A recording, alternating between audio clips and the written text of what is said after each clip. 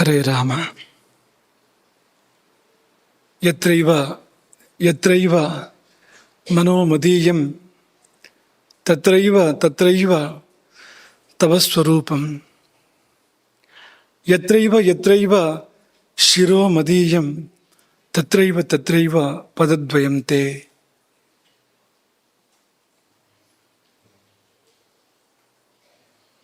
ಅನ್ನಪೂರ್ಣೆ ಸದಾಪೂರ್ಣೆ ಶಂಕರ ಪ್ರಾಣವಲ್ಲಭೆ ಜ್ಞಾನ ವೈರಾಗ್ಯ ಸಿದ್ಧ್ಯರ್ಥಂ ಭಿಕ್ಷಾಂ ದೇಹಿ ಚ ಪಾರ್ವತಿ.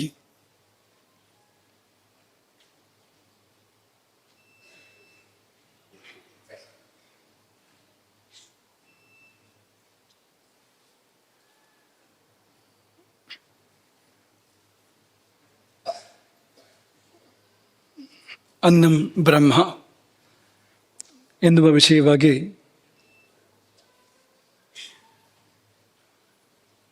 ಮೂರನೆಯ ಪ್ರವಚನವನ್ನು ಪ್ರಾರಂಭ ಮಾಡ್ತಾ ಇದ್ದೇವೆ. ನಿನ್ನೆಯ ಮೆಲುಕು ಹಾಕೋದಾದರೆ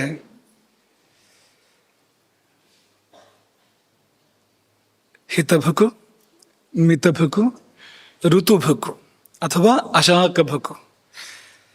ಇದು ವಾಗ್ಭಟ ಕೊಟ್ಟ ಉತ್ತರ. ಯಾರಿಗೆ? ಧನ್ವಂತರಿಗೆ. ಪಕ್ಷಿ ರೂಪದಲ್ಲಿ ತನ್ನ ಅಂಗಡದಲ್ಲಿ ಬಂದು ಕೂಜನ ಮಾಡಿದ.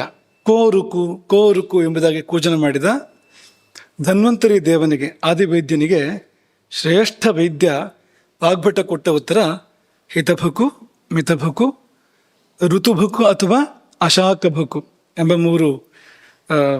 ಯಾಕೆಂದರೆ ಪ್ರಶ್ನೆಯು 3 ಸಾರಿ ಕೇಳಿದ್ರಿಂದ 3 ಉತ್ತರ ಹೇಳು ಅಂತ ಹೇಳಿದ ಹಾಗೆ. ಕೋರುಕು ಕೋರುಕು ಕೋರುಕು ಅಂತ 3 ಸಾರಿ ಕೇಳಿದ್ರಿಂದ ಮಹಾತ್ಮರು ಆಡುವ ಒಂದು ಶಬ್ದವೂ ಒಂದು ಅಕ್ಷರವೂ ಕೂಡ ಅದು ವ್ಯರ್ಥ ಅಲ್ಲ. ಅದಕ್ಕೇನೋ ಒಂದು ಕಾರಣ ಇದ್ದೇ ಇರ್ತದೆ. ಹಾಗಾಗಿ 3 ಉತ್ತರಗಳನ್ನು ನಿರೀಕ್ಷೆ ಮಾಡ್ತಾ ಇದ್ದಾನೆ ಅಂತಲೇ ಅರ್ಥ. ಅದಕ್ಕೆ ಧನ್ವಂತರಿ 3 ಉತ್ತರ ಹಿತಭುಕು, ಮಿತಭುಕು ಮತ್ತು ಋತುಭುಕು ಅಥವಾ ಅಶಾಕಭುಕು ಎನ್ನುವ ಉತ್ತರವನ್ನು ಇದು ವಾಗ್ಭಟ ಕೊಟ್ಟ. ಇದು ಇಡೀ ಜೀವನಕ್ಕೆ ಸೂತ್ರ ಇದ್ದಾಗಿದೆ. ಈಗ ತುಂಬ ಶ್ಲೋಕಗಳನ್ನು, ವಿಷಯಗಳನ್ನು ನೆನ್ಪಿಟ್ಕೊಳ್ಳೋದು ಕಷ್ಟ ಆಗ್ಬೋದು. ಅದು ಈ ಸೂತ್ರವನ್ನು ನೆನ್ಪಿಟ್ಕೊಳ್ಬೋದು ಅಂತ. ಹಿತವನ್ನು ತಿನ್ನು, ಮಿತವಾಗಿ ತಿನ್ನು ಮತ್ತು ಸಕಾಲದಲ್ಲಿ ತಿನ್ನು. ಸೂತ್ರ ಅದು. ಇಷ್ಟು ನೆನಪಿದ್ರೆ ಸಾಕು ಅಂತ ನಮ್ಮನ್ನದು ದಿನ ದಿನ ಮುನ್ನಡೆಸ್ತದೆ ಅಂತ. ಇನ್ನೊಂದು ಸ್ವಲ್ಪ ಸರಳೀಕರಿಸೋದಾದರೆ ಹಿತಭುಕ್ ಅಂದರೆ ಏನು? ಯಾವ ಪ್ರಶ್ನೆಗೆ ಉತ್ತರ ಅದು ಅಂದರೆ ಏನನ್ನು ತಿನ್ನಬೇಕು? 3 ಪ್ರಶ್ನೆ ಕೇಳೋದಾದರೆ ಏನನ್ನು ತಿನ್ನಬೇಕು, ಎಷ್ಟು ತಿನ್ನಬೇಕು, ಯಾವಾಗ ತಿನ್ನಬೇಕು. ಈ ಏನನ್ನು, ಎಷ್ಟು ಮತ್ತು ಯಾವಾಗ. ಏನನ್ನು ಏನೋದಕ್ಕೆ ಉತ್ತರ ಹಿತಭಕ್ಕು ಅಂತ, ಹಿತವಾದದ್ದನ್ನು ಸೇವಿಸು. ಎಷ್ಟು ಅಂದರೆ ಮಿತಿಯಲ್ಲಿ, ಅಮಿತವಾಗಿ ಅಲ್ಲ. ಯಥೇಷ್ಟಂ ಬ್ರಹ್ಮಚಾರಿಣ ಅಂತ ಒಂದು ಶಬ್ದ ಇದೆ. ಹಾಗಾಗಿ ಎಷ್ಟಾದ್ರೂ ತಿಂದ್ಬಿಡೋದು ಅಂತ ಅರ್ಥ ಅಲ್ಲ ಅದಕ್ಕೆ ಅಂತ. ಮಿತಿ ಇದ್ದೇ ಇದೆ. ಮಿತಿ ಇಲ್ಲದೆ ತಿಂದರೆ ಅಪಾಯಕ್ಕೆ ದಾರಿ ಅದು ಅಂತ. ಹಾಗಾಗಿ ಏನನ್ನು ಎಂಬುದಕ್ಕೆ ಉತ್ತರ ಹಿತಭುಕು ಎನ್ನುವಂಥದ್ದು, ಎಷ್ಟು ಎಂಬುದಕ್ಕೆ ಉತ್ತರ ಮಿತಭುಕು ಎನ್ನುವಂಥದ್ದು, ಮತ್ತು ಯಾವಾಗ ಎಂಬುದಕ್ಕೆ ಉತ್ತರ ಋತುಭುಕು ಎನ್ನುವಂಥದ್ದು. ಅಂದರೆ ಈ 3 ಪ್ರಶ್ನೆಗಳಿಗೆ ಉತ್ತರ ಕಂಡುಕೊಂಡೇ ಊಟ ಮಾಡಬೇಕು. ನಾನು ಉಣ್ತಾ ಇರುವ ಆಹಾರ ಅದು ಸರಿಯಾದದ್ದ, ಸರಿಯಾದ ಪ್ರಮಾಣದಲ್ಲಿದೆಯಾ, ಮತ್ತು ಇದು ಕಾಲವ ಅಂತ, ಊಟಕ್ಕೆ ಇದು ಹೊತ್ತ ಅಂತ. ಈ 3 ಕೂಡ ಚಿಂತಿಸಿ ಊಟ ಮಾಡಬೇಕು, ಹೊರತು ಊಟ ಮಾಡಬಾರ್ದು.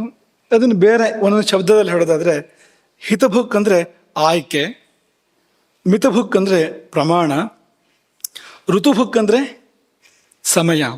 3 ಶಬ್ದ ನೆನ್ಪಿಟ್ಕೊಳ್ಳಿ.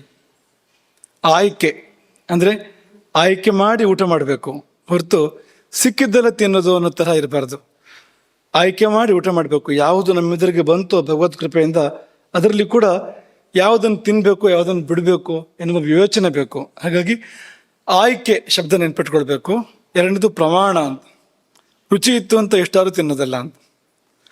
ರುಚಿ ಇತ್ತು ಒಂದು ಸ್ವಲ್ಪ ಜಾಸ್ತಿ ತಿಂದರೆ ಇನ್ಯಾವುದಾದ್ರು ಕಡಿಮೆ ಮಾಡಬೇಕು ಅದಕ್ಕೆ ತಕ್ಕಂತೆ ಅಂತ. ಕೊನೆ ಪಕ್ಷ ನಾವು ಹೇಳ್ತಾ ಇರುವಂಥದ್ದು ಈ ಪ್ರಮಾಣಬದ್ಧವಾಗಿ ತಿನ್ನೋದೇ ಒಳ್ಳೆಯದು. ಯಾವಾಗಲೂ ಸ್ವಲ್ಪ ಜಾಸ್ತಿ ಆಯಿತು ಅಂದರೆ ಬೇರೆ ಕಡೆ ಅದಕ್ಕೆ ನಾವು ಪರಿಹಾರವನ್ನು ಕಂಡ್ಕೋಬೇಕು ಅಂತ. ಮಾಮೂಲಿ ತಿನ್ನೋದನ್ನೆಲ್ಲ ತಿನ್ನೋಷ್ಟೇ ತಿಂದು ಇದನ್ನು ಸ್ವಲ್ಪ ಜಾಸ್ತಿ ತಿಂದರೆ ಅದು ಆಮೇಲೆ ಅಜೀರ್ಣಕ್ಕೆ ದಾರಿ ಆಗ್ಬೋದಲ್ವಾ. ಸರ್ದಾರ್ಜಿ ಕೇಳಿದ್ನಂತೆ, ನಿಮಗೆಲ್ಲ ಗೊತ್ತಿರ್ಬೋದು. ವೈದ್ಯರು ಹೇಳಿದ್ರು ತೂಕ ಇಳಿಸ್ಬೇಕು ನೀನು, ಅದಕ್ಕೆ ಎರಡೆರಡು ರೊಟ್ಟಿ ತಿನ್ನೋಕೆ ಶುರು ಮಾಡಿದ್ರು, ಎರಡೆರಡು ಚಪಾತಿ ತಿನ್ನೋಕೆ ಶುರು ಮಾಡು ಅಂತ ಹೇಳಿದ್ರಂತೆ ವೈದ್ಯರು. ಅವ್ನು ಕೇಳಿದ್ನಂತೆ ಊಟ ಆದ್ಮೇಲೆ ಮೊದಲ. ವೈದ್ಯರು ಹೇಳಿದ್ದು ಪಾಪ ಊಟ ಬಿಡು, ಎರಡೆರಡು ಚಪಾತಿ ತಿನ್ನು ಊಟದ ಜಾಗದಲ್ಲಿ ಅಂತ ಅವ್ರು ಹೇಳಿದ್ದು. ಸರ್ದಾರ್ಜಿ ಪ್ರಶ್ನೆ ಏನು, ಊಟಕ್ಕೆ ಮೊದಲ ಊಟ ಆದ್ಮೇಲೆ? ಎರಡರಲ್ಲಿ ಯಾವುದು ಆಗ್ಬೋದು, ಮೂರನೇದಾಗೋದಿಲ್ಲ. ಯಾವುದಾಗೋದಿಲ್ಲ ಅಂದರೆ ಊಟ ಬಿಟ್ಟು ಚಪಾತಿ ತಿನ್ನೋ ಅನ್ನೋದಾಗೋದಿಲ್ಲ. ಊಟಕ್ಕಿಂತ ಮೊದಲು ಆಮೇಲೆ ಇದ್ರ ಜೊತೆ ಸೇರಿಸ್ಕೋಬೋದು ಅಂತ, ಈಗಿರೋ ಊಟದ ಜೊತೆಗೆ ಅಂತ. ಇದಲ್ಲ. ಹಾಗಾಗಿ ಪ್ರಮಾಣದ ಪ್ರಶ್ನೆ ಇದೆ, ಸಮಯದ ಪ್ರಶ್ನೆ ಇದೆ. ಎಷ್ಟು ಒಳ್ಳೆಯ ಆಹಾರವನ್ನೇ ಆದರೂ ಅಕಾಲದಲ್ಲಿ ಸೇವಿಸಿದರೆ ಕಾಲದ ಕಾರಣಕ್ಕೆ ಅದು ದುಷ್ಪರಿಣಾಮವನ್ನು ಬೀರ್ತದೆ.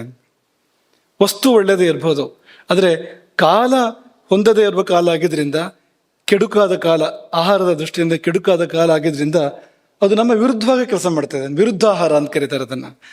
ಆಹಾರ ನಮಗೆ ವಿರುದ್ಧವಾಗಿ ಕೆಲಸ ಮಾಡುವಂಥದ್ದು. ಒಳ್ಳೆದಕ್ಕೆ ಅಂತ ಸೇವನೆ ಮಾಡೋದು, ಹಸಿವಿಂಗಿಸ್ಕೊಳ್ಬೇಕು, ರುಚಿಯಾಗಬೇಕು, ಖುಷಿಯಾಗಬೇಕು, ಪುಷ್ಟಿ ಶಕ್ತಿ ಬರಬೇಕು, ಬದುಕಬೇಕು, 4 ಕಾಲಂತೆ ತಿನ್ನೋದು. ಆದರೆ ಆ ಕಾಲದಲ್ಲಿ ತಿಂದಾಗ ಅದು ವಿರುದ್ಧವಾಗಿ ಕೆಲಸ ಮಾಡ್ತದೆ, ಅನುಕೂಲವಾಗಿ ಕೆಲಸ ಮಾಡೋದಿಲ್ಲ.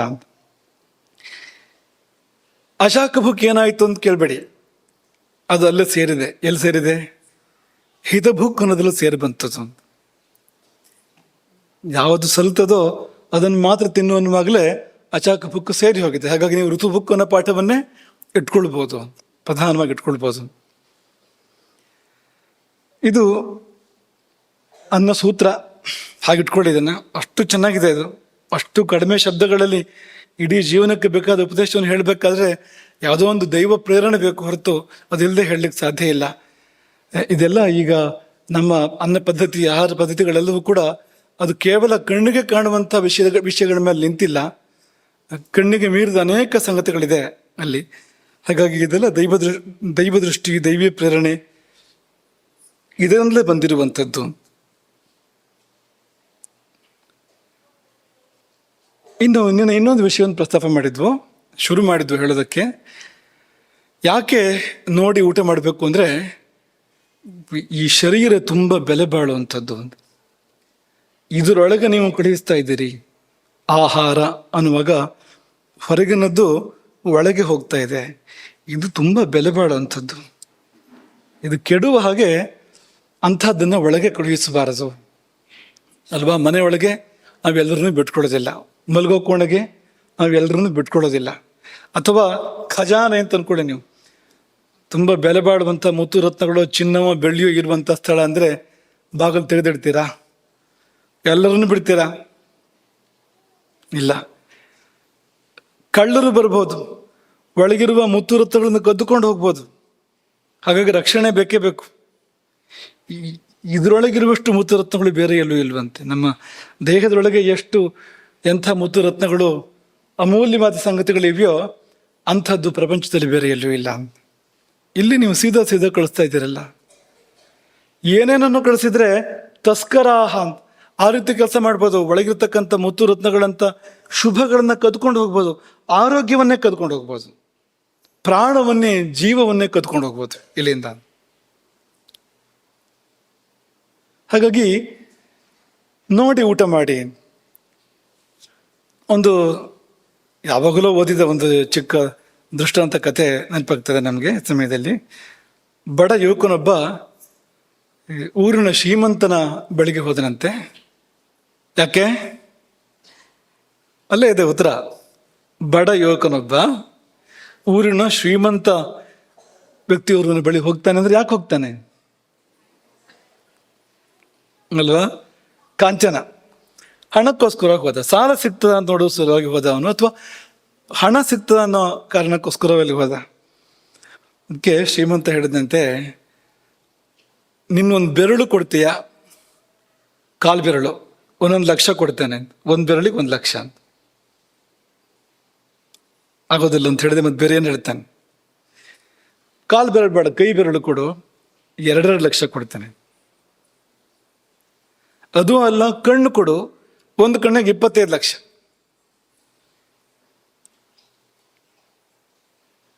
ಇಲ್ಲ ಮೂತ್ರಕೋಶ ಕೊಡು, 30 ಲಕ್ಷ ಕೊಡ್ಬೋದು, 40 ಲಕ್ಷ ಕೊಡ್ಬೋದು, ಕೊಡು. ಯುವಕನಿಗೆ ಕೋಪವೇ ಬಂತಂತೆ. ಅವನು ಆ ಶ್ರೀಮಂತನನ್ನು ಬೈದು ಎದ್ದು ಹೋಗ್ತಾ ಇರುವಾಗ ಶ್ರೀಮಂತ ಅವನನ್ನು ತಡೆದು ನಿಲ್ಲಿಸಿ ಹಿಡಿದಂತೆ, ಅಲ್ಲಪ್ಪ, 1 ಲಕ್ಷ ಕೊಟ್ಟರು ಕೊಡೋಕ್ಕಾಗದೇ ಇರೋಂಥ 10 ಬೆರಳಿದೆ ನಿನಗೆ, 2 ಲಕ್ಷ ಕೊಟ್ಟರು ಕೊಡೋಕ್ಕಾಗದೇ ಇರೋಂಥ ಮತ್ತೆ 10 ಬೆರಳಿದೆ, 25 ಲಕ್ಷ ಕೊಟ್ಟರು ಕೊಡೋಕ್ಕಾಗದೇ ಇರೋಂಥ ಕಣ್ಣಿದೆ, ಅದಕ್ಕಿಂತ ಜಾಸ್ತಿ ಬೆಲೆ ಬಾಳುವಂಥದ್ದು. ಹೀಗೆ ಒಂದೊಂದು ಅಂಗ ಲೆಕ್ಕ ಹಾಕಿದರೆ ಎಷ್ಟೆಷ್ಟು ಬೆಲೆ ಅದಕ್ಕೆ, ಒಟ್ಟು ಎಷ್ಟಾಯ್ತು, ನೀನು ಎಷ್ಟಕ್ಕಿದೆಯೇ? ಈ ಶರೀರವನ್ನೇ ತಗೊಂಡ್ರೆ ಬೆಲೆ ಏನು ನಿಂದು? ಬಂದು ನನ್ನನ್ನು ಕೇಳ್ತಾ ಇದೆಯಲ್ಲ ನೀನು ದುಡ್ಡು ಕೊಡು ಅಂತ. ಇಷ್ಟೆಲ್ಲ ಇಟ್ಕೊಂಡು ಚೆನ್ನಾಗಿದೆ ನೋಡಿ. ಇಂಥ ಕೈ, ಕಾಲು, ಕಣ್ಣು, ತಲೆ, ಹೃದಯ ಎಲ್ಲ ಇಟ್ಕೊಂಡು ನಾವು ಯಾರನ್ನಾದ್ರೂ ಹೋಗಿ ಭಿಕ್ಷೆ ಬೇಡ್ತೇವೆ ಅಂದರೆ ಅದಕ್ಕಿಂತ ಮೂರ್ಖತನ ಬೇರೆ ಏನಿದೆ ಹೇಳಿ? ಇಂಥ ಶ್ರೀಮಂತರು ಹುಟ್ಟುವಾಗಲೇ ಆಗಿದೆ. ನಾವು ಯಾರಾದರೂ ನೀವ್ಯಾರಾದ್ರೂ ಕೊಡ್ತೀರಾ? ಅಷ್ಟು ಕೊಡ್ತೇನೆ, ಎಷ್ಟು ಕೊಡ್ತೇನೆ ಅಂತ ಯಾರಾದರೂ ಹೇಳಿದರೆ ಕೈಯೋ ಕಾಲೋ ಕಣ್ಣೋ ಕೊಡ್ತೀರಾ ಹೇಳಿ? ಕೊಡುವಂಥದ್ದಲ್ಲ ಅಂತ. ರಾಮಭದ್ರಾಚಾರ್ಯರು ನಮ್ಮ ಬಾಲ್ಯದಲ್ಲಿ ಪಾಠ ಮಾಡುವಾಗ ಹೇಳ್ತಾ ಇದ್ದು ನೆನಪಾಗ್ತದೆ ನಮಗೆ. ಈ ಶರೀರವನ್ನು ಕಬ್ಬಿಣ, ಸುಣ್ಣ ಅಂತ ವಿಭಾಗ ಮಾಡ್ತಾ ಹೋದರೆ ಎಷ್ಟು ಕಬ್ಬಿಣದ ಅಂಶ ಎಷ್ಟಿದೆ, ಸುಣ್ಣದ ಅಂಶ, ಕ್ಯಾಲ್ಸಿಯಂ ಎಷ್ಟಿದೆ ಅಂತ ಹೀಗೆಲ್ಲ ಲೆಕ್ಕ ಹಾಕ್ತಾ ಹೋದರೆ 100 ರೂಪಾಯಿ ಕೂಡ ಬೆಲೆ ಬಾಳೋದಿಲ್ಲ ಇದು ಅಂತ. ಶರೀರ ಅಂತ,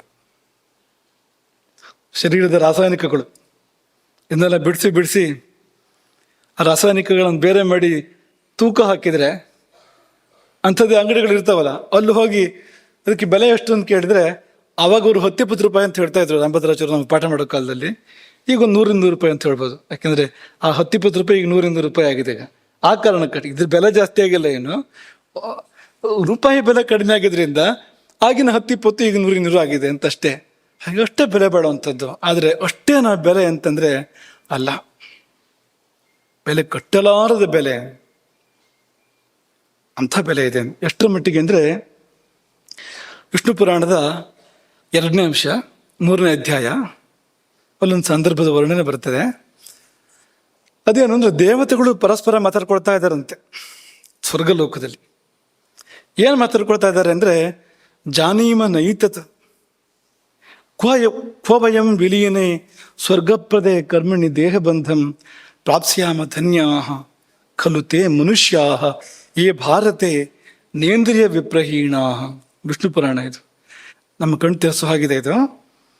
ಏನು ಹೇಳ್ತಾ ಇದೆ ಅಂದರೆ, ದೇವತೆಗಳ ಪರಸ್ಪರ ಸಂಭಾಷಣೆ ಏನಿದೆ ಅಲ್ಲಿ ಅಂದರೆ, ಗೊತ್ತಿಲ್ಲ ನಮಗೆ ಈ ಸ್ವರ್ಗಕ್ಕೆ ಕಾರಣವಾಗಿರ್ತಕ್ಕಂಥ ಪುಣ್ಯ ಕರ್ಮಗಳು ಮುಗಿದ ಮೇಲೆ, ಸ್ವರ್ಗಾನುಭವ ಮಾಡ್ತಾ ಇದ್ದೇವಲ್ಲ ದೇವತೆಗಳಾಗಿ, ಈ ಪುಣ್ಯ ಕರ್ಮ ಎಲ್ಲ ಮುಗಿದ ಮೇಲೆ ನಾವು ಎಲ್ಲಿ ಹುಡ್ತೇವೋ ಏನಾಗ್ತೇವೋ ಗೊತ್ತಿಲ್ಲ.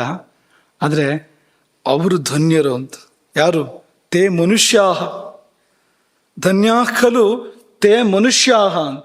ಆ ಮನುಷ್ಯರು ಧನ್ಯರು. ಎಂಥವ್ರು ಅಂದರೆ ಭಾರತದಲ್ಲಿ ಹುಟ್ಕೊಂಡಿದ್ದಾರೆ, ನೇಂದ್ರಿಯ ವಿಪ್ರಹೀಣಾ, ಕಣ್ಣು ಕೈ ಕಾಲು ಎಲ್ಲ ಸರಿ ಇದೆ ಅಂತ.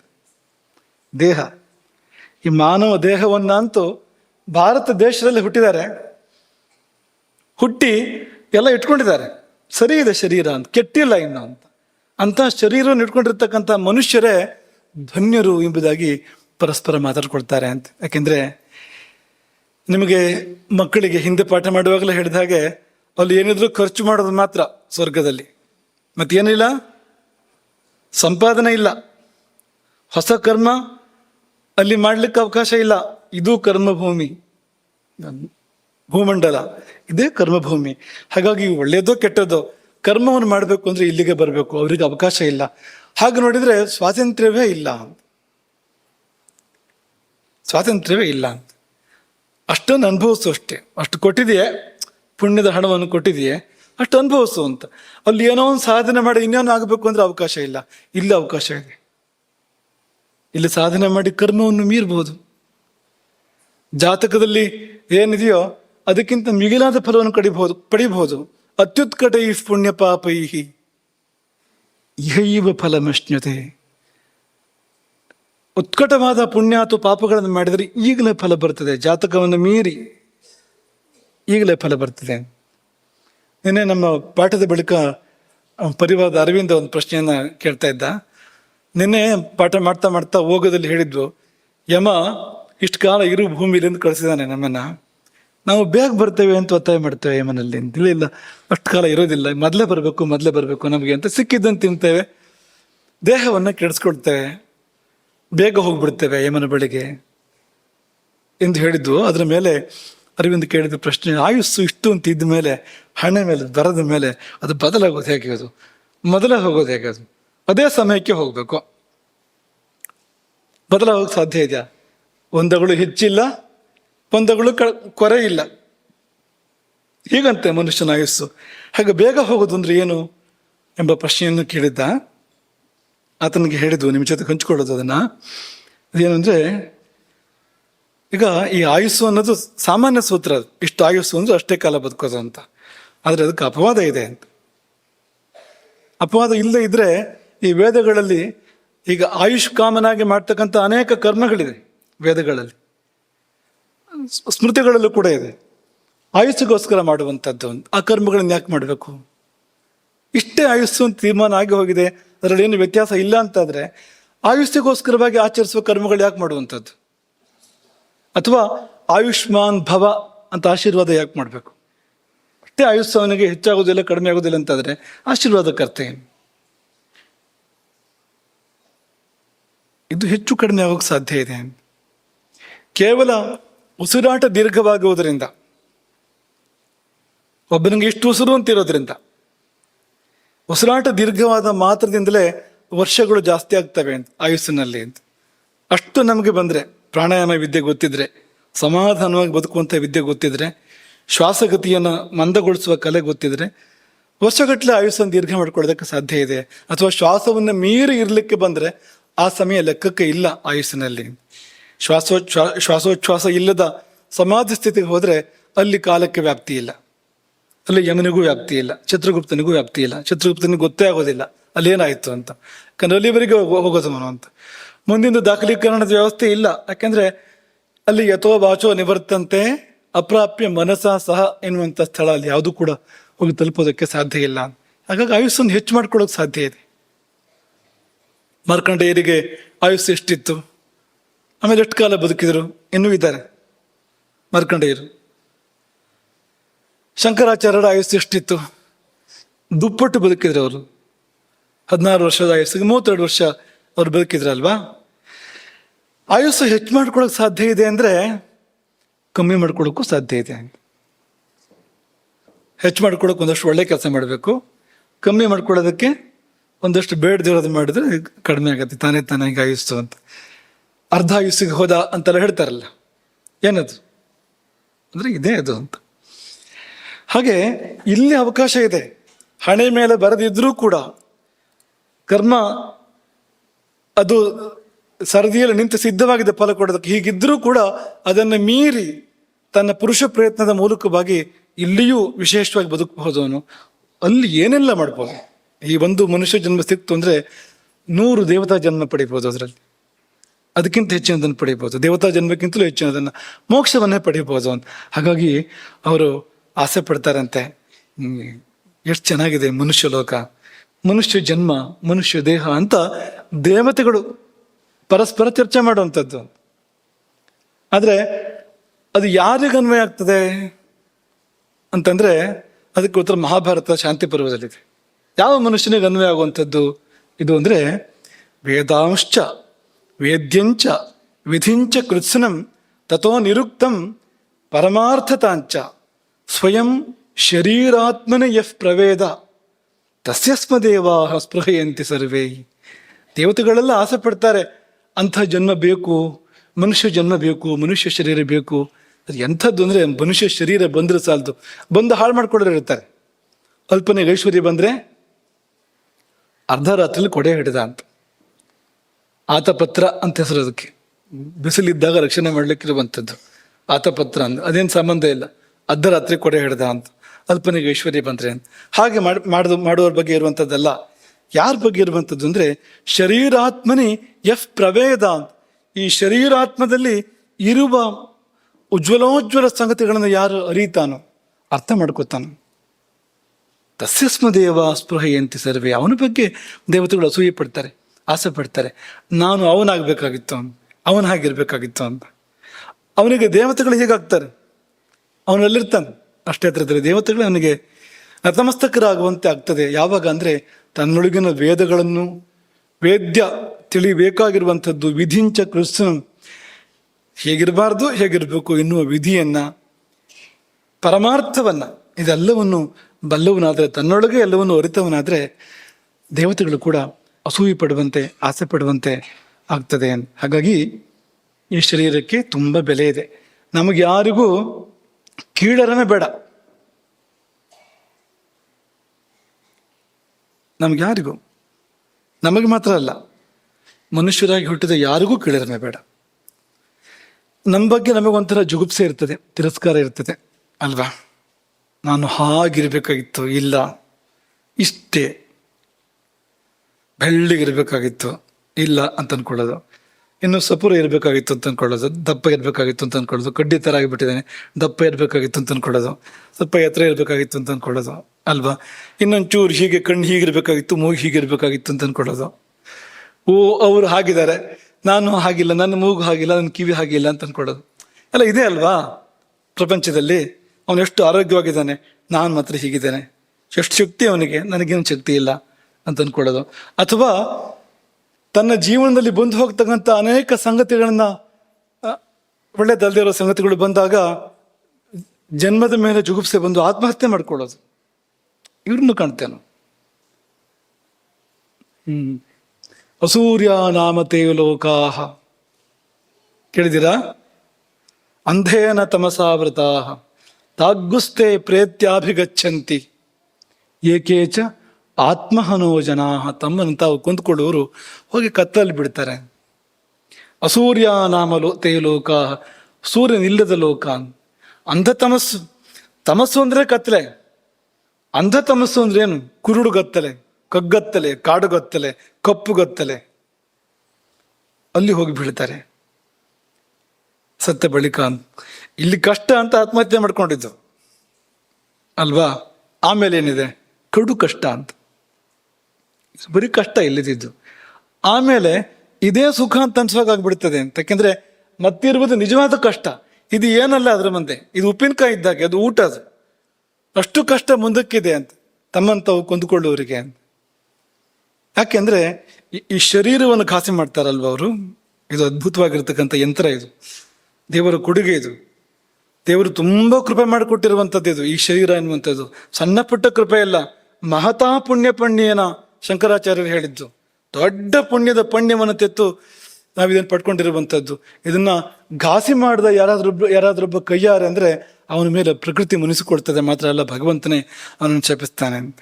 ಹಾಳಾಗಿ ಹೋಗುವ, ಕೊಟ್ಟಿದ್ದನ್ನು ನಾಶ ಮಾಡಿದೆ, ನನ್ನ ನೆಲೆ ಇದು ನಾಶ ಮಾಡಿದ್ದೇನೆ. ಇನ್ನು ಅದೇ ಮುಂದೆ ಅಸೂರ್ಯ ನಾಮತೆ ಲೋಕ ಅಂಧೇನ ತಮಸಾವೃತ, ಇದೆಲ್ಲ ಏನಪ್ಪಾ ಅಂದ್ರೆ ಕೀಳರಿಮೆ ಅಂತ, ಚೆನ್ನಾಗಿಲ್ಲ ಅಂತ. ನಮ್ಮಲ್ಲಿ ಏನಿದೆಯೋ ಅದು ಚೆನ್ನಾಗಿಲ್ಲ ಅಂತ ನಾವು ಜುಗುಪ್ಸೆ ಪಡುವಂಥದ್ದು ಅಂತ ಮಾಡಬಾರ್ದು ಅದನ್ನು. ಯಾಕೆಂದ್ರೆ ಇದು ಇದೆಯಲ್ಲ, ಈ ಶರೀರ ಇದೆಯಲ್ಲ, ಇದಕ್ಕಿಂತ ದೊಡ್ಡ ಕೊಡುಗೆ ಬೇರೆ ಏನೇನಿದೆ. ಅಷ್ಟು ಮಹತ್ವದ್ದು, ಅಷ್ಟು ಬೆಲೆ ಬಾಳುವಂಥದ್ದು ಏನು ಬೇಕಾದ್ರೂ ಸಾಧನೆ ಮಾಡ್ಬೋದು, ಅಸಾಧ್ಯವಾಗಿದ್ದೇ ಇಲ್ಲ. ಚತುರ್ದಶ ಭುವನಗಳಲ್ಲಿ ನಮ್ಮ ಕೈಗೆ ಎಟಕದೇ ಇರೋದು ಯಾವುದೂ ಇಲ್ಲ. ಈ ಶರೀರ ಒಂದಿದ್ರೆ ಪ್ರತಿ ಸೃಷ್ಟಿಯನ್ನೇ ಮಾಡ್ಬೋದು. ಈ ಬ್ರಹ್ಮಾಂಡದಂತ ಇನ್ನೊಂದು ಬ್ರಹ್ಮಾಂಡವನ್ನ ಸೃಷ್ಟಿ ಮಾಡಿದನಂತೆ ರಾಜರ್ಷಿ ವಿಶ್ವಾಮಿತ್ರ. ಬ್ರಹ್ಮರ್ಷಿ ಆಗೋದಕ್ಕಿಂತ ಮೊದಲು ಸಾಕಷ್ಟು ತಪಸ್ಸನ್ನು ಮಾಡಿ ದೊಡ್ಡ ಪುಣ್ಯ ಸಂಚಯ ಆಗ್ಬಿಟ್ಟಿತ್ತು.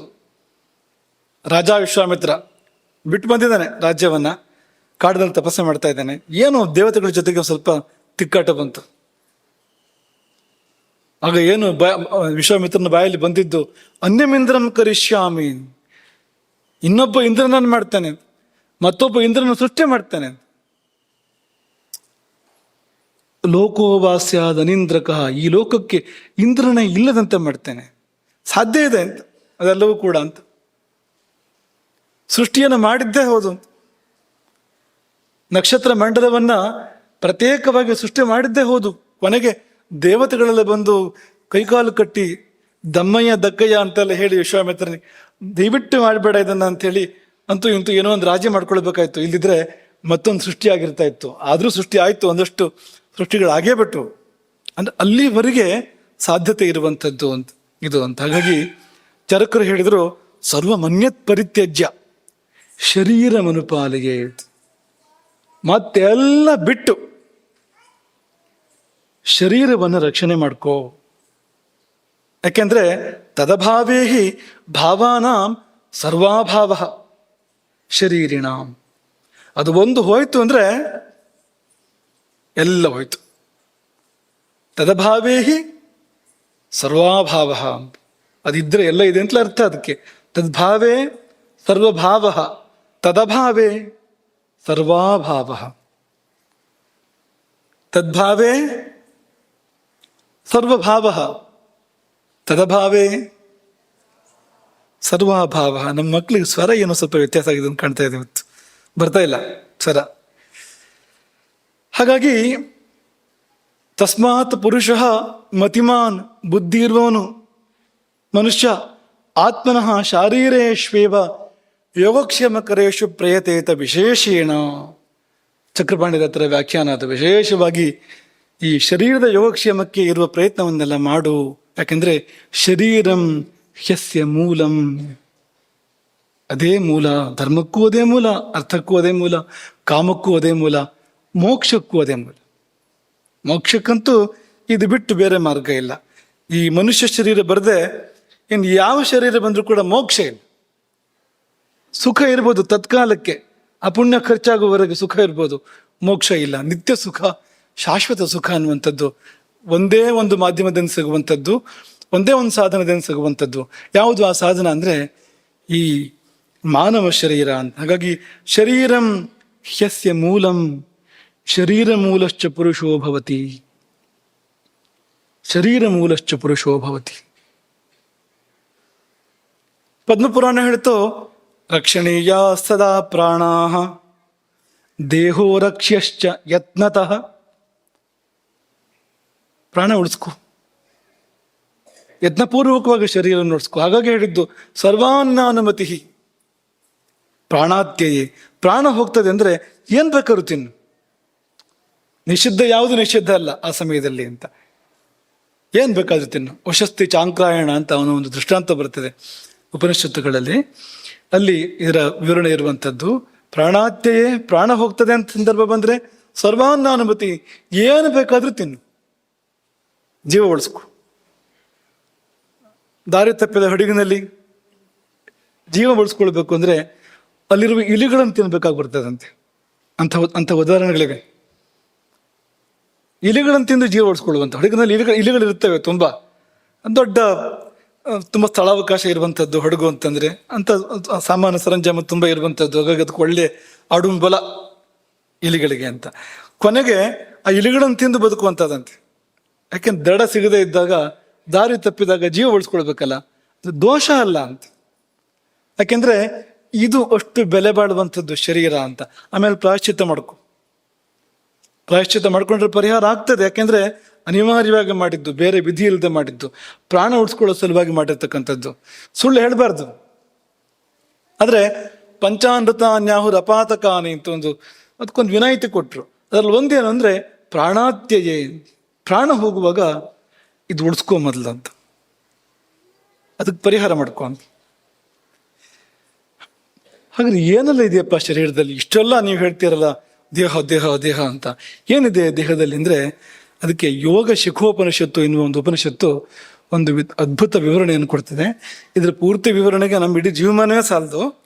ಅಂದ್ರೆ ಸುಮ್ಮನೆ ಒಂಚೂರು ಮುಟ್ಟಿ ಬಿಟ್ಟು ಹೋಗುವಂಥ ಕೆಲಸವನ್ನ ನಾವು ಮಾಡಬಹುದು. ನೀವು ಕೇಳಿರಬಹುದು ಕೆಲವರು ನಿಮ್ಮಲ್ಲಿ ಇದನ್ನ.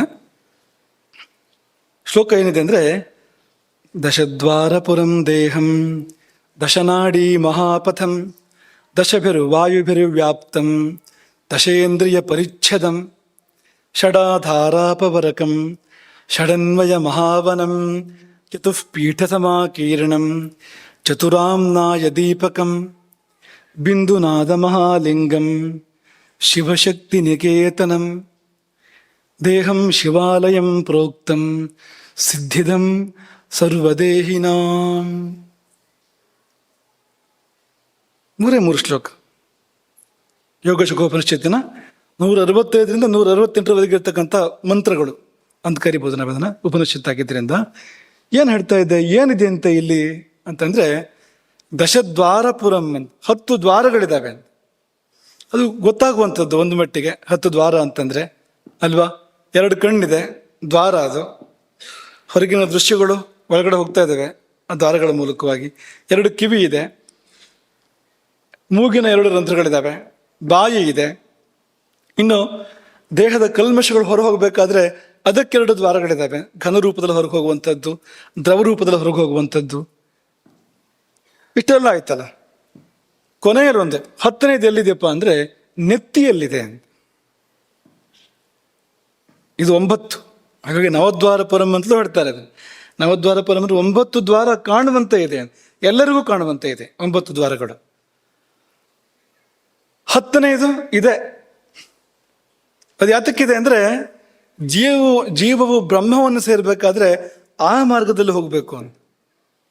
ಸುಷುಮ್ನಾ ನಾಡಿಯನ್ನು ಪ್ರವೇಶ ಮಾಡಿ ದೇಹ ಮಧ್ಯದಲ್ಲಿ ಮೇಲ್ಮುಖವಾಗಿ ಸಂಚಾರ ಮಾಡಿ ಈ ಆಜ್ಞಾಚಕ್ರವನ್ನು ದಾಟಿ ಬ್ರಹ್ಮರಂಧ್ರವನ್ನು ಭೇದಿಸಿ ಹೋಗುವಂಥದ್ದು, ಮುಕ್ತಿಗೆ ಹೋಗುವಾಗ ಅಲ್ಲಿಂದಲೇ ಹೋಗುವಂಥದ್ದು ಅಂತ. ಹಾಗಾಗಿ ಸಿದ್ಧ ಪುರುಷರು ಅನೇಕರು ಹಾಗೆ ನೆತ್ತಿ ಒಡೆದು ದೇಹತ್ಯಾಗವನ್ನು ಮಾಡ್ತಾರೆ. ಅಥವಾ ಸನ್ಯಾಸಿಗಳ ಅವ್ರದ್ದು ದೈಹಿಕ ಕ್ರಿಯೆಯನ್ನು ಮಾಡುವಾಗ, ಸಮಾಧಿಯನ್ನು ಮಾಡುವಾಗ ನೆತ್ತಿ ಒಡೆಯದಿದ್ರೂ ಒಡೆದು ಅದನ್ನು, ಯಾಕೆಂದರೆ ದ್ವಾರ ಅದು ಅಂತ. ಅದು ಶ್ರೇಷ್ಠವಾದ ದ್ವಾರ, ಅತ್ಯುತ್ಕೃಷ್ಟವಾಗಿರ್ತಕ್ಕಂಥ ದ್ವಾರ ಅದು. ಜೀವ ಬ್ರಹ್ಮರ ಮಧ್ಯೆ ಇರ್ತಕ್ಕಂಥ ದ್ವಾರ ಅದು. ಹೋಗಿ ದೇವರನ್ನ ಸೇರ್ಬೋದು ಅಲ್ಲಿಂದ ಅಂತ. ಹಾಗಾಗಿ ಸ್ವಲ್ಪ ಅದನ್ನು ಹುಷಾರಾಗಿ ಇಟ್ಕೋಬೇಕು ನೆತ್ತಿಯನ್ನು ಅಂತ ಲೆಕ್ಕ ಯಾವಾಗಲೂ. ಹಾಗಾಗಿ ನೆತ್ತಿಗೆ ನಾವು ಎಣ್ಣೆ ಹಾಕುವಂಥದ್ದು. ನಮಗೂ ವಸ್ತ್ರ ನಿಯಮ ಹೇಳುವಾಗ, ಸನ್ಯಾಸಿಗಳಿಗೆ ವಸ್ತ್ರ ನಿಯಮ ಹೇಳುವಾಗ ಮೂರ್ಧಾನ ಮನ್ಯೇನ ಆಚ್ಛಾದ್ಯ ಅಂತ. ಜಾನ್ಮೋರೂರ್ಧ್ವಂ ಅಧೋ ನಾಭೇ ಪರಿಧಾಯೈಕ ಮಂಬರಂ. ಒಂದು ವಸ್ತ್ರ ಕೆಳಗೆ, ಇನ್ನೊಂದು ವಸ್ತ್ರ ಮೂರ್ಧಾನ ಮನ್ಯೇನ ಆಚ್ಛಾದ್ಯ ಅಂತ. ಅದಕ್ಕೆ ಒಂದು ಪ್ರತ್ಯೇಕ ವಸ್ತ್ರ, ನೆತ್ತಿಯನ್ನು ಮುಚ್ಚುವ ಸಲುವಾಗಿ ಅಂತ. ಯಾಕೆಂದರೆ ಅದು ಆ ಜಾಗ ರಕ್ಷಣೆ ಮಾಡ್ಕೊಳ್ಬೇಕು ಅಂತ, ತುಂಬ ಮುಖ್ಯವಾಗಿರುವಂಥ ಜಾಗ ಅದು. ಹಾಗಾಗಿ ಹೊರೆಯನ್ನು ಹೊರುವವರು ತಲೆ ಮೇಲೆ ದಪ್ಪ ಬಟ್ಟೆ ಇಟ್ಕೋಬೇಕು, ಯಾಕೆಂದರೆ ನೆತ್ತಿ ಇದು ಅಂತ. ಅದನ್ನು ನಾವು ಜೋಪಾನ ಮಾಡಬೇಕಾಗ್ತದೆ ಅಂತ. ಅದು ಮಾತ್ರ ಅಲ್ಲ, ಎಲ್ರಿಗೂ ನಿಯಮ ಉಷ್ಣೀಷ ಧಾರಣೆ ಮಾಡಬೇಕು, ಶಿರೋವೇಷ್ಟನ ಧಾರಣೆ ಮಾಡಬೇಕು ಅಂತ ನಿಯಮ ಎಲ್ಲರಿಗೂ ಕೂಡ ಅಂತ. ಹಾಕ್ಕೋಬೇಕು ತಲೆಗೊಂದು ಪೇಟ. ಅದು ಹಾಕ್ಕೊಳ್ದೆ ಹೊರಗೆ ಹೋಗೋ ಪದ್ಧತಿ ಇರಲಿಲ್ಲ ಒಂದು ಕಾಲದಲ್ಲಿ ಅಂತ. ಬೇಕೇ ಬೇಕು. ರಾಜರಾಜರು ಕಿರೀಟ ಹಾಕ್ಕೊಳ್ತಾರೆ, ಉಳಿದವರು ಉಷ್ಣೀಷವನ್ನು ಧಾರಣೆ ಮಾಡ್ತಾರೆ. ಮಾಡಬೇಕು ಅಂತ ಲೆಕ್ಕ ಎಲ್ಲರೂ ಕೂಡ ಅಂತ. ಯಾಕೆಂದರೆ ಇದು ಉಳಿಸ್ಕೋ ಮೊದಲು ಅಂತ, ನೆತ್ತಿಯನ್ನು ಅಂತ. ತುಂಬ ಮುಖ್ಯವಾಗಿರುವಂಥದ್ದು 10ನೇ ದ್ವಾರ ಅದು ಅಂತ. ಆ 10ನೇ ದ್ವಾರದಲ್ಲಿ ಹೊರಗೆ ಹೋಗೋ ಸಲುವಾಗಿಯೇ ಜೀವನಕ್ಕೆ ಇಷ್ಟೆಲ್ಲ ನಿಯಮಗಳು ಅಂತ. ಯಾಕೆ ಅದು ಮುಟ್ಟಬೇಡ, ಇದು ತಿನ್ಬೇಡ ಅಂತೆಲ್ಲ ನಿಯಮಗಳಿದೆ ಅಂದರೆ, ಯಾಕೆ ಧರ್ಮದಿಂದ ಜೀವನ ಮಾಡಬೇಕು ಅಂದರೆ ಆ ದ್ವಾರ ಸಿಗಬೇಕು ನಮಗೆ ಅಂತ ಕೊನೆಯಲ್ಲಿ ಅಂತ. ಆಯುಸ್ಸು ಮುಗಿದಾಗ ಎಲ್ಲಿಂದ ಬೇಕಾದ್ರೂ ಹೊರಗೆ ಹೋಗ್ಬೋದು. ಕಣ್ಣಿಂದಲೂ ಹೋಗ್ಬೋದು, ಕಿವಿಯಿಂದಲೂ ಹೋಗ್ಬೋದು, ಮೂಗು ನಾಲಿಗೆಯಿಂದಲೂ ಹೋಗ್ಬೋದು, ಅಧೋದ್ವಾರಗಳಿಂದಲೂ ಹೋಗ್ಬೋದು. ಅಧೋದ್ವಾರಗಳಿಂದ ಹೋದರೆ ನರಕಕ್ಕೆ ಹೋಗ್ತಾನೆ. ಉರ್ದು ದ್ವಾರಗಳಲ್ಲಿ ಹೋದರೆ ನರಕಕ್ಕೆ ಹೋಗದೆ ಇರ್ಬೋದು, ಆದರೆ ಮುಕ್ತಿಗೆ ಅವನು ಹೋಗೋದಿಲ್ಲ. ಅವನು ಅದರ ಮುಕ್ತಿಗೆ ಹೋಗಬೇಕಾದ್ರೆ ಅವನು ನೆತ್ತಿಯಿಂದ ಹೋಗಬೇಕು, ಅಥವಾ ಆ ದ್ವಾರವನ್ನು ಪ್ರವೇಶ ಮಾಡಿರಬೇಕು. ಸುಷುಮ್ನಾ ದ್ವಾರವನ್ನು ಪ್ರವೇಶ ಮಾಡಿ ದೇಹವನ್ನು ಬಿಡಬೇಕು ಅಂತ. ಆಗ ನೆತ್ತಿ ಒಡೆಯದೇ ಇದ್ರೂ ಕೂಡ ಅವನು ಮುಕ್ತಿಗೆ ಹೋಗಲಿಕ್ಕೆ ಅವಕಾಶ ಇದೆ. ಹಾಗಾಗಿ ದಶದ್ವಾರಪುರಂ ದೇಹಂ ದಶನಾಡಿ ಮಹಾಪಥಂ. ಇದ್ರ ಒಳಗೆ 10 ದ್ವಾರ ಮಾತ್ರ ಅಲ್ಲ, 10 ದಾರಿಗಳು ಇದೆಯಂತೆ, 10 ಮಾರ್ಗಗಳು ಅಂತ ದೇಹದ ಒಳಗಡೆಗೆ. ಏನಪ್ಪ 10 ಮಾರ್ಗಗಳು ಯಾವುದೆಲ್ಲ ಅಂದರೆ, ಇಡ, ಪಿಂಗಳ, ಸುಷುಮ್ನ, ಗಾಂಧಾರಿ, ಹಸ್ತಿಜಿಹ್ವ, ಪೂಷ, ಯಶಸ್ವಿನಿ, ಅಲಂಬುಸ, ಕುಹು ಮತ್ತು ಶಂಖಿನಿ. ಏನಿವು 10 ನಾಡಿಗಳು. 72,000 ನಾಡಿಗಳು ಮುಖ್ಯವಾದಂತೆ ಇಲ್ಲಿರುವಂಥದ್ದು. ದ್ವಾಸಪ್ತತಿ ನಾಡಿ ಸಹಸ್ರಾಣಿ ಅಂತ ಅಷ್ಟು ಇರುವಂಥದ್ದು. 72,000ದಲ್ಲಿ ತುಂಬ ಮುಖ್ಯವಾದ ಎಷ್ಟಪ್ಪ ಅಂದರೆ 10 ಜೀವ ಸಂಚಾರದ ಮಾರ್ಗಗಳು. ನಾವು ಸಂಚಾರ ಮಾಡ್ತಾ ಇರ್ತೇವೆ, ನಮಗೆ ಗೊತ್ತಿಲ್ಲ, ಆದರೆ ಈ ಮಾರ್ಗಗಳಲ್ಲಿ ನಮ್ಮ ಒಳಗೆ ನಾವು ಸಂಚಾರ ಮಾಡ್ತಾ ಇರ್ತೇವೆ. ಯಾವ ಮಾರ್ಗದಲ್ಲಿ ಸಂಚಾರ ಮಾಡ್ತಾ ಇರ್ತೇವೋ, ಯಾವ ನಾಡಿಯಲ್ಲಿ ಸಂಚಾರ ಮಾಡ್ತಾ ಇರ್ತೇವೋ ಅಂಥ ಭಾವನೆಗಳು ಬರ್ತಾ ಇರ್ತೇವೆ ನಮಗೆ ಮನಸ್ಸಿನಲ್ಲಿ. ಅಂಥದ್ದೊಂದು ಕೆಲಸವನ್ನು ಮಾಡ್ತಾ ಇರ್ತೇವೆ ನಾವು. ಹಾಗೆ ನಾವು ಏನು ಮಾಡ್ತಾ ಇರ್ತೇವೋ, ಏನು ಆಲೋಚನೆ ಮಾಡ್ತಾ ಇರ್ತೇವೋ ತಕ್ಕಂತೆ ಒಳಗೆ ಅಂಥ ನಾಡಿಯಲ್ಲಿ ನಮ್ಮ ಜೀವ ಸಂಚಾರ ಮಾಡ್ತಾ ಇರ್ತದೆ. ಎಷ್ಟಿದೆ ಅಂದರೆ ಲೆಕ್ಕವೇ ಇಲ್ಲ ಅಂತ. ಅದು ಮುಖ್ಯವಾಗಿ 10 ಅಂತ. ಹಾಗಾಗಿ ದಶನಾಡಿ ಮಹಾಪಥಂ ದಶಭಿರು ವಾಯುಭಿರು ವ್ಯಾಪ್ತಂ. 10 ಪ್ರಾಣಗಳು: ಪ್ರಾಣ, ಅಪಾನ, ವ್ಯಾನ, ಉದಾನ, ಸಮಾನ, ನಾಗ, ಕೂರ್ಮ, ಕೃಕರ, ದೇವದತ್ತ, ಧನಂಜಯ. 5 ಪ್ರಾಣಗಳು, 5 ಉಪಪ್ರಾಣಗಳು. ಪ್ರಾಣಾಪಾನ, ವ್ಯಾನೋದಾನ, ಸಮಾನಗಳು ಇದು ಮುಖ್ಯವಾಗಿರುವಂಥದ್ದು. ಉಪಪ್ರಾಣಗಳು ಅವುಗೆಲ್ಲ ಕರ್ತವ್ಯ ಇದೆ ಪ್ರತಿಯೊಂದಕ್ಕೂ ಕೂಡ ಅಂತ. ನಾಗ, ಕೂರ್ಮ, ಕೃಕರ, ದೇವದತ್ತ, ಧನಂಜಯ ಎಲ್ಲಕ್ಕೂ ಬೇರೆ ಬೇರೆ ಕೆಲಸ ಇದೆ. ಈ ಧನಂಜಯ ಅಂದರೆ ಅದಕ್ಕೇನು ಕೆಲಸ? ಸತ್ತ ಮೇಲೆ ಕೆಲಸವಂತೆ ಅದಕ್ಕೆ, ಧನಂಜಯಕ್ಕೆ. ಶರೀರದಲ್ಲಿ ಸತ್ತ ಮೇಲೆ ಒಂದು ಸ್ವಲ್ಪ ಹೊತ್ತಿದ್ದು ಶರೀರ ಒಂದು ಸ್ವಲ್ಪ ಉಬ್ಬಿಸಿ ಕಾಪಿಡುವಂಥ ಕೆಲಸವನ್ನು ಮಾಡ್ತದಂತೆ ಅಂತ. ಹಾಗೆ ಒಂದೊಂದಕ್ಕೂ ಬೇರೆ ಬೇರೆ ಕೆಲಸ ಇದೆ. ಹಸಿವಿಗೊಂದು, ನೀರಿಡಿಕೆಗೊಂದು, ಹಸಿವೆ ನೀರಿಡಿಕೆಗಳಿಗೊಂದು, ಅಥವಾ ತೇಗಿಗೊಂದು, ಎಲ್ಲ ಬೇರೆ ಬೇರೆ ಇದೆ ಅಂತ. ಆಕಳಿಕೆಗೊಂದು. ಈ 10 ಪ್ರಾಣಗಳೇ ಎಲ್ಲ ಕ್ರಿಯೆಗಳನ್ನು ನಡೆಸುವಂಥದ್ದು. ಶರೀರದಲ್ಲಿ ಕ್ರಿಯೆ ಅಂತ ಏನೆಲ್ಲ ಆಗ್ತದೋ ಅದೆಲ್ಲವೂ ಇದರಿಂದಲೇ ಆಗುವಂಥದ್ದು. ಹಾಗಾಗಿ ಪ್ರಾಣ ಇದ್ದರೆ ಎಲ್ಲವೂ ಕೂಡ ಅಂತ, ಎಲ್ಲ ಕ್ರಿಯೆಗಳ ಮೂಲ ಅದು ಅಂತ. ಇನ್ನು 10 ಇಂದ್ರಿಯಗಳು ಗೊತ್ತಿದೆ ಅಲ್ವಾ? ವಾಕ್, ಪಾಣಿ, ಪಾದ, ಪಾಯುಪಸ್ಥ, ಘ್ರಾಣ, ರಸನ, ಚಕ್ಷು, ಚಕ್ಷುಸ್ತ್ವಕ್, ಶ್ರೋತ್ರ ಅಲ್ವಾ? 5 ಜ್ಞಾನೇಂದ್ರಿಯಗಳು, 5 ಕರ್ಮೇಂದ್ರಿಯಗಳು. ಘ್ರಾಣ ಗಂಧಗ್ರಹಣ ಮಾಡುವಂಥದ್ದು, ಘ್ರಾಣೇಂದ್ರಿಯ. ರಸನ ಅದೇ ಈ ಪಾಠದ ವಿಷಯ, ಪ್ರವಚನದ ವಿಷಯ ಅದು, ನಾಲಿಗೆ ಅದು. ಚಕ್ಷು ಕಣ್ಣು, ತ್ವಕ್ ಚರ್ಮ, ಶ್ರೋತ್ರ ಶ್ರವಣೇಂದ್ರಿಯ ಕಿವಿ. ಹಾಗೆ ವಾಕ್, ಪಾಣಿ, ಪಾದ, ಪಾಯು ಉಪಸ್ಥಗಳು. ವಾಕ್ ಅಂದರೆ ಮಾತು, ಅದೇ ಒಂದು ಇಂದ್ರಿಯ, ಕರ್ಮೇಂದ್ರಿಯ ಅದು. ಪಾಣಿಪಾದಗಳು ಕೈ ಕಾಲುಗಳು. ಪಾಯು ಉಪಸ್ಥ ವಿಸರ್ಜನಾಂಗಗಳು 2. ಆವಾಗಲೇ ಹೇಳಿದಾಗೆ ದ್ರವ ರೂಪದಲ್ಲಿ, ಘನ ರೂಪದಲ್ಲಿ ದೇಹದ ಕಲ್ಮಶಗಳನ್ನ ಹೊರಗೆ ಹಾಕ್ಲಿಕ್ಕಿರ್ತಕ್ಕಂಥ ಇಂದ್ರಿಯಗಳು. ಈ 10 ಇಂದ್ರಿಯಗಳು ಇವೆ. ಷಡಾಧಾರಾಪವರಕಂ. ಇನ್ನು 6 ಇದೆಯಂತೆ, ದೇವತಾವಾಸಗಳು 6 ಇದೆ ಅಂತ. ಏನಪ್ಪ ಅಂದರೆ ಮೂಲಾಧಾರ, ಸ್ವಾಧಿಷ್ಠಾನ, ಮಣಿಪುರ, ಅನಾಹತ, ವಿಶುದ್ಧಿ, ಆಜ್ಞಾ. 6 ಅದಿದೆ. ಅದು 7 ಅಂತ ಹೇಳ್ಬೋದು, 8 ಅಂತ ಹೇಳ್ಬೋದು ಬೇಕಿದ್ರೆ. ಅಷ್ಟಾಚಕ್ರ, ನವದ್ವಾರ ಅನ್ನುವಾಗ 8 ಅಂತ ಹೇಳ್ಬೋದು. ಆದರೆ ಇಲ್ಲಿ 6 ಉಲ್ಲೇಖ ಮಾಡ್ತಾರೆ. ಅದು ಆಮೇಲೆ ಮುಕ್ತಿಗೆ ಸೇರಿದ್ದದು. ಸಹಸ್ರಾರ ಅಂತಂದ್ರೆ ಅದು ಈ ಬದುಕಿಗೆ ಸೇರಿದ್ದು ಅನ್ನೋದಕ್ಕಿಂತ ಹೆಚ್ಚು ಮುಕ್ತಿಗೆ ಸಂಬಂಧಪಟ್ಟಿರುವಂಥದ್ದು. ಹಾಗಾಗಿ 6 ಹೇಳೋದುಂಟು. 6 ಪ್ರಕೃತಿ ಚಕ್ರಗಳು, 7ನೇದು ಪುರುಷ ಚಕ್ರ ಅಥವಾ ಪರಮಪುರುಷ ಚಕ್ರ, ಅದು ಸಹಸ್ರಾರ ಚಕ್ರ ಅದು. ಹಾಗಾಗಿ ಈ ಪ್ರಕೃತಿ ಚಕ್ರಗಳನ್ನ ಉಲ್ಲೇಖ ಮಾಡಿ ಹೇಳ್ತಾ ಇರುವಂಥದ್ದು. ಮೂಲಾಧಾರ, ಸ್ವಾಧಿಷ್ಠಾನ, ಮಣಿಪುರ, ಅನಾಹತ, ವಿಶುದ್ಧಿ, ಆಜ್ಞಾ.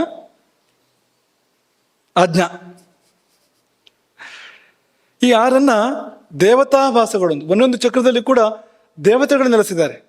ಹಾಗಾಗಿ ಅವರೆಲ್ಲ ಕೈ ಸಿಗ್ತಾರೆ ನಮ್ಗೇನಾದ್ರು ಅಲ್ಲಿಗೆ ಹೋಗ್ಲಿಕ್ಕೆ ಗೊತ್ತಾದ್ರೆ, ಈ ಮೂಲಾಧಾರಕ್ಕೋ, ಸ್ವಾಧಿಷ್ಠಾನಕ್ಕೋ, ಮಣಿಪುರಕ್ಕೋ ಸಂಚಾರ ಮಾಡಲಿಕ್ಕೆ ನಮಗೆ ಸಾಧ್ಯ ಆದರೆ, ಅಲ್ಲಿ ಒಂದೊಂದು ಚಕ್ರಗಳಲ್ಲಿ ಕೂಡ ಅದೆಷ್ಟೋ ದೇವತೆಗಳು ನಮ್ಮ ಕೈ ವಶ ಆಗ್ತಾರೆ, ನಮಗೆ ಅನುಗ್ರಹ ಮಾಡ್ತಾರೆ, ನಮಗೇನೆಲ್ಲವನ್ನು ಕೊಡ್ತಾರೆ ಅವರು. ಅಸಾಧ್ಯವಾದ ಯಾವುದೂ ಇಲ್ಲ, ಎಲ್ಲವನ್ನೂ ಕೂಡ ಕೊಡ್ತಾರೆ ಅವರು ಅಂತ. ಹಾಗಾಗಿ ಇದನ್ನ ಅಪವರಕ ಅಂತ ಕರೆದ್ರು. ಷಡಾಧಾರ ಅಪವರಕಂ ಅಂತ. ಅಪವರಕ ಅಂದ್ರೆ ಏನು ಅಂದ್ರೆ ಮುಚ್ಚಿಟ್ಟಿದೆ ಇದನ್ನ ಅಂತ, ಬೀಗ ಹಾಕಿಟ್ಟಿದೆ ಅಂತ. ಇದು ಎಲ್ಲ ಪ್ರಾಣಿಗಳಲ್ಲೂ ಕೂಡ ಇದೆಯಂತೆ. ಈ ಮೂಲಾಧಾರ, ಸ್ವಾಧಿಷ್ಠಾನ ಮನುಷ್ಯರಲ್ಲಿ ಮಾತ್ರ ಅಂತಲ್ಲ, ಪ್ರಾಣಿ ಪಕ್ಷಿಗಳಲ್ಲಿ ಕೂಡ ಇರಲಿ. ಜೀವ ಅಂತಂದ್ಮೇಲೆ ಇದಿಷ್ಟು ಇರಲೇಬೇಕು. ಆದರೆ ಅಲ್ಲೆಲ್ಲ ತೆರೆಯುವಂತೆಯೇ ಇಲ್ಲ, ತೆರೀಲಿಕ್ಕೆ ಬರೋದಿಲ್ಲ, ಅದು ಮುದ್ರಿತ ಅದು. ಆದರೆ ಇಲ್ಲಿ ಹೇಗೆ ಅಂದರೆ ಮನುಷ್ಯ ಶರೀರದಲ್ಲಿ ತೆರೆಯಲಿಕ್ಕೆ ಬರುವಂತೆ ಇದೆ. ಹಾಗಾಗಿ ವಿಶೇಷ ಇದು ಅಂತ. ತೆರೆಯಬಹುದು ಅದನ್ನು ಅಂತ. ಬೇರೆ ಕಡೆ ತೆರೆಯೋಕ್ಕಾಗೋದಿಲ್ಲ. ಮನುಷ್ಯ ಶರೀರದಲ್ಲಿ ತೆರೀಬೋದು. ಯಾವಾಗ ಅಂದರೆ ಈ ನಿದ್ದೆ, ಎಚ್ಚರ, ಸ್ವಪ್ನ ಈ 3 ಇದೆಯಲ್ಲ, ಇದನ್ನು ದಾಟಿ 4ನೇ ಸ್ಥಿತಿ ಒಂದು ಇದೆಯಲ್ಲ, ಆ 4ನೇ ಸ್ಥಿತಿಗೆ ಹೋಗಕ್ಕೆ ಬಂದರೆ ಅಲ್ಲಿ ಎಲ್ಲ ತೆರ್ಕೊಡ್ತೇವೆ ಇವೆಲ್ಲವೂ ಕೂಡ. ಜಾಗ್ರತ್ತು, ಸ್ವಪ್ನ, ಸುಷುಪ್ತಿ ಅದರಲ್ಲಿ ಅಂತ ತುರಿಯದಲ್ಲಿ. ಜಾಗೃತನಲ್ಲಿ ಯಾವುದೂ ಕಾಣಿಸೋದೇ ಇಲ್ಲ ನಮಗೆ, ಸ್ವಪ್ನದಲ್ಲಿ ಕೂಡ ಕಾಣಿಸೋದಿಲ್ಲ, ಸುಷುಪ್ತಿಯಲ್ಲಿ ಏನೂ ಕಾಣಿಸೋದಿಲ್ಲ ಅಲ್ವಾ? ಸುಖ ಮಹಮಸ್ವಾಪ್ಸಂ ನಕಿಂಚಿದ ಭೇದಿಶಂ, ಏನು ಗೊತ್ತಾಗಲಿಲ್ಲ. ಇದು ಸುಷುಪ್ತಿ. ಸುಖಮಹಮ ಸ್ವಾಸಂ, ಸುಖ ಮಾತ್ರ ಗೊತ್ತಾಗ್ತದೆ. ಈ ಮೂರು ಸ್ಥಿತಿಗಳು ಎಲ್ಲರಿಗೂ ಇರುವಂಥದ್ದು. ಇದನ್ನು ದಾಟಿ ನಾಲ್ಕನೇ ಸ್ಥಿತಿ ತುರಿಯ ಸ್ಥಿತಿ ಅಥವಾ ಧ್ಯಾನ ಸ್ಥಿತಿ. ಇದೇನಾದ್ರು ನಮಗೆ ಇದಕ್ಕೆ ಹೋಗುವ ಗುಟ್ಟು ಗೊತ್ತಾದರೆ, ಅದಕ್ಕೆ ಏಕಾಗ್ರತೆ ಬೇಕು, ಬೇರೆ ಏನೂ ಇಲ್ಲ. ತನ್ಮಯತೆ, ಏಕಾಗ್ರತೆ ಬೇಕು. ಮನಸ್ಸು ನಿಂತು ಬಿಡಬೇಕು ಒಂದು ಸ್ವಲ್ಪ ಹೊತ್ತು. ಎಲ್ಲಾರು ಒಂದು ಕಡೆಗೆ ಮನಸ್ಸು ಅಡ್ಡಾಡ್ದ ನಿಂತರೆ ಕೂಡಲೇ ತುರಿಯ ಪ್ರಾರಂಭ ಆಗ್ತದೆ. ತುರಿಯ ಪ್ರಾರಂಭ ಆದರೆ ಈ ಒಳಗಿನ ರಹಸ್ಯಗಳೆಲ್ಲವೂ ಕೂಡ ಬಿಚ್ಚಿಕೊಳ್ತೇವೆ. ನಮ್ಮ ಒಳಗಿನ ರಹಸ್ಯಗಳು, ಈ ಮೂಲಾಧಾರ, ಸ್ವಾಧಿಷ್ಠಾನ, ಮಣಿಪುರ ಇರ್ಬೋದು, ಅಥವಾ ಈ ದಶನಾಡಿ ಮಹಾಪಥನ್ ಇರ್ಬೋದು, ಇದೆಲ್ಲ ತೆರ್ಕೊಳ್ತೇವೆ. ಏನೇನು ನೋಡೋ ಯೋಗ ಇದೆ ನೋಡ್ಬೋದು. ಸ್ವರ್ಗಲೋಕಕ್ಕೆ ಹೋಗಿ ಇಂದ್ರನ ಭೇಟಿ ಮಾಡ್ಬೋದು. ಬ್ರಹ್ಮಲೋಕದಲ್ಲಿ ಬ್ರಹ್ಮನ ಜೊತೆ ಕೂತ್ಕೊಳ್ಬೋದು, ಬೇಕಿದ್ರೆ ಬ್ರಹ್ಮನ ಜೊತೆ ಸಂವಾದ ಮಾಡ್ಬೋದು.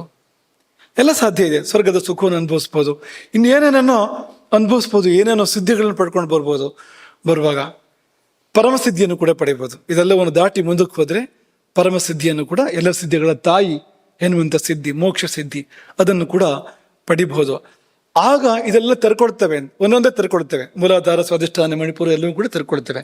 ಇಲ್ದಿದ್ರೆ ಇದು ಯಾವುದೂ ಕೂಡ ತೆರ್ಕೊಳ್ಳೋದಿಲ್ಲ. ಇವೆಲ್ಲವೂ ಕೂಡ ಮುಚ್ಚಿಯೇ ಇರ್ತವೆ. ಹಾಗಾಗಿ ಷಡಾಧಾರ ಅಪವರಕ ಎನ್ನುವ ಶಬ್ದವನ್ನ ಬಳಸಿದ್ರು ಅಂತ ನಿನ್ನೆನೇ ಹೇಳಿದ್ವು ನಾವು. ಬ್ರಹ್ಮಾಂಡೇ, ನಾವು ಬೇಕು ಅಂತ ಕೊನೆ ಶಬ್ದ ಹೇಳಿದ್ದು, ನೀವು ಶುರುವಿಂದ ಹೇಳಿ ಅಂತ. ಶುರುವಿಂದ ಹೇಳಿ. ಯತ್ ಪಿಂಡಾಂಡೆ ತದ್ ಬ್ರಹ್ಮಾಂಡೆ, ಯದೇವ ಪಿಂಡಾಂಡೆ ತದೇವ ಬ್ರಹ್ಮಾಂಡೆ. ಇಲ್ಲಿ ಏನಿದೆಯೋ ಅದೇ ಹೊರಗೆ ಇರುವಂಥದ್ದು, ಇಲ್ಲೇ ಇರುವಂಥದ್ದು ಏನು ಹೊರಗಡೆ ಇಲ್ಲ. ಹಾಗೆ ಅಲ್ಲಿ ಏನು ಕಾಣಬಹುದೋ ಎಲ್ಲವನ್ನು ಇಲ್ಲಿಯೇ ಕಾಣಬಹುದು. ಯದ್ ಪಿಂಡಾಂಡೆ ತದ್ ಬ್ರಹ್ಮಾಂಡೆ, ಇಲ್ಲೇ ಸಾಧ್ಯತೆ ಇದೆ ಅಂತ. ಆದರೆ ಇದು ಗೊತ್ತಾಗಬೇಕಾದ್ರೆ ಆ ಸ್ಥಿತಿ ಅದು ತೆರ್ಕೊಳ್ಬೇಕು. ಆ ತುರಿಯೋ ಸ್ಥಿತಿನ ಹೋಗ್ಬೇಕಾಗ್ತದೆ. ಆ ತುರಿಯೋ ಸ್ಥಿತಿಯನ್ನು ಅಭ್ಯಾಸ ಮಾಡ್ಬೇಕಾಗ್ತದೆ. ಅದಕ್ಕೂ ಕೂಡ ಆಹಾರ ನಿಯಮ ಇದೆ. ನೀವು ಏನಾದ್ರು ತಿಂದ್ರೆ ತುರಿಯೋ ಸ್ಥಿತಿ ಅದು ದೂರ ಹೋಗ್ಬಿಡ್ತದೆ ನಮ್ಮಿಂದ.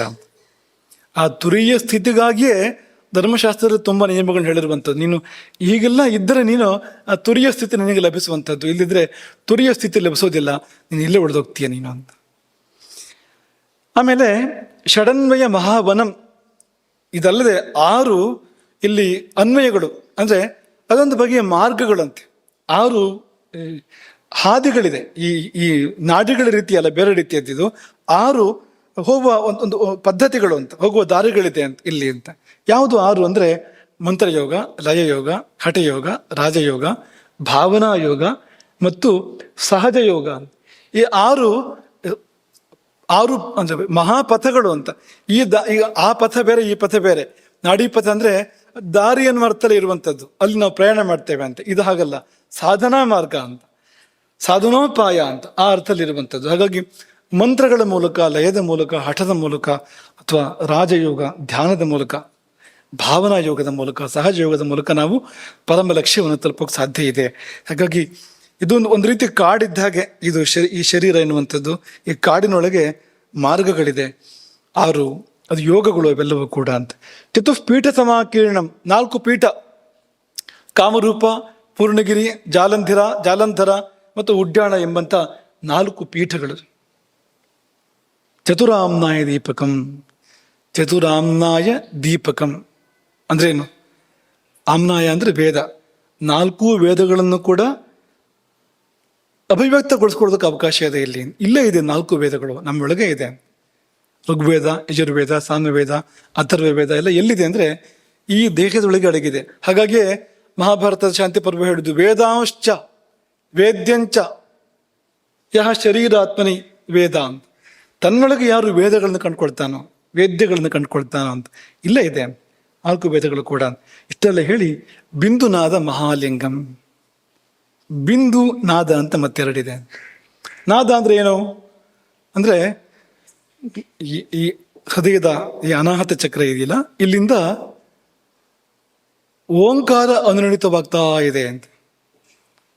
ಆ ಕಡೆ ಈ ಕಡೆ ನೋಡ್ಬೇಡಿ ಯಾರಿಗೆ ಅಂತ, ನಿಮಗೆ, ನಿಮಗೆ ಪ್ರತಿಯೊಬ್ಬರಿಗೂ ಈ ಮನುಷ್ಯ ದೇಹ ಅಂತ ಯಾರಿಗಿದೆಯೋ ನನಗೆ ಅಂತ ಅನ್ಕೊಳ್ಳಿ ಅಂತ. ಇಲ್ಲಿ ಹೃದಯದಲ್ಲಿ ಆಹತವಲ್ಲದ ನಾದ, ಏನು ಬಡ್ದಿಲ್ಲ ಮಾಡಿಲ್ಲ ಏನೂ ಇಲ್ಲ, ಆದ್ರೂ ನಾದ ಬರ್ತಾ ಇದೆ. ಅನಾಹತ ಅನ್ನೋ ಶಬ್ದಕ್ಕೆ ಅರ್ಥ ಹಾಗೆ ಅಂತ.